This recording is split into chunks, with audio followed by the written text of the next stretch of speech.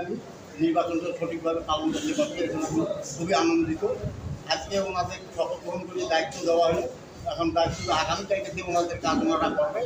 এবং আমিও কথা দিলাম আগামী 3 বছর যে কোনো সুবিধাকে হাঁটি কুটি সব সময় ওদের পাশে থাকবো, এই অঙ্গীকার করলেন। যাই হোক, আমি আজকে থেকে ওনাদেরকে দোয়া করে যেন ভালোভাবে এই সংগঠনটা পরিচালনা করতে পারে। কোনো কমিটির 18 জন আছে, কারোর সঙ্গে কোনো হিংসা বা গঠন থাকে না। 18 জনেই একসঙ্গে একমত হয়ে কোনো সংগঠনে কাজ করতে পারে, শ্রমিক ভাইদের আপত্তি বিরুদ্ধে আমিও আমাকেও ডাকবে, আমিও তার সঙ্গে পাশে থাকবো। নবনির্বাচিত কমিটির শপথ গ্রহণ অনুষ্ঠান হলো, মূলত আজকে থেকে আমরা আমাদের দায়িত্ব আর কি হাতে পেলাম মানুষের উপরে।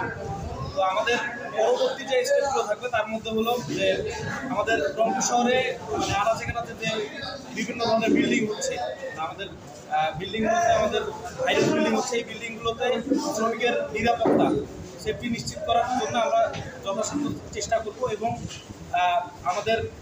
আমরা এইভাবে প্রস্তুত রাখবো যে আমাদের যে শ্রমিকরা আছে তারা কোথাও কোনো মানে ক্ষতির শিকার হচ্ছে কিনা সে জায়গাগুলো আমরা চিহ্নিত করে সেগুলো নিয়ে কাজ করব।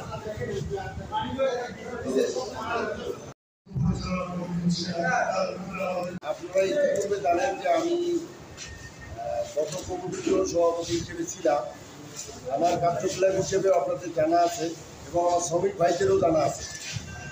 আমার সর্বপ্রথম কথা হলো যে আমাকে 24 ঘন্টায় সেবায় যে কোনো শ্রমিক দিনের 24 ঘন্টা আমাকে যে কোনো সময় স্মরণ করে পায়, এটা আমার সর্বপ্রথম কথা। শ্রমিক যে কোনো ধরনের আমি তাদের পাশে থাকি। আর শ্রমিকরা এটাই চায়, ভাত কাপড় চায় না আমাদের কাছে। শ্রমিকরা বিপদে পড়লে তাদেরকে উদ্ধার করা, তারা কোনো জায়গায় লাঞ্ছিত হয়েছে তাদেরকে সেটা সঠিক বিচার করা, এবং শ্রমিকের টাকা আটকেছে সেটা উদ্ধার করা, মানসামান আটকেছে সেটা উদ্ধার করা। কোনো শ্রমিক দুর্ঘটনায় কবলিত হলেই তার মৃত্যুবরণ পর্যন্ত করতেছে, তাদের সঠিকভাবে আসলে আমরা জীবনের মূল্য দিতে পারবো না, কিন্তু তাদের যতটুকু পারি তার ফ্যামিলিগত দিক থেকে তাকে যতটুকু সহযোগিতা করা যায় সেটা আমরা সংগঠনের পক্ষ থেকে আমরা মালিকের সঙ্গে বসে সমন্বয় করে তাদেরকে চেষ্টা করি যতটুকু সম্ভব হয়। এটা আরেকটা বিষয় হলো আমরা আসলে সরকারিভাবে এখনও কোনো অনুদান পাই না।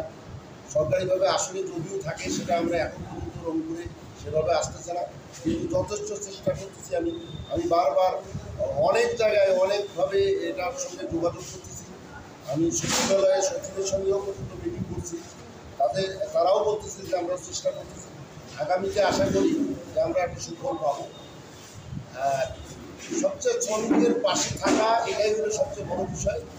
আমরা বিপদে আপদে থাকবো। যেমন আমার সাধারণ সম্পাদক সাহেব বললেন সেফটির বিষয়টা আমরা আগামীতে এটা কঠোরভাবে দেখবো, সেটা অলরেডি আমাদের সিদ্ধান্ত আছে। এবং আগামীতে আপনারাও যেহেতু আমাদের পাশে সবসময় থাকেন, আপনারাও সহযোগিতা আমাদেরকে করবেন।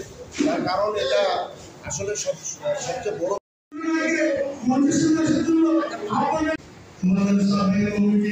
যারা হারিয়ে গেছে, যারা জিতে গেছে, কিন্তু আসলে সবাই আমরা সমান হার জিতে আসলে কোনো কিছু নাই।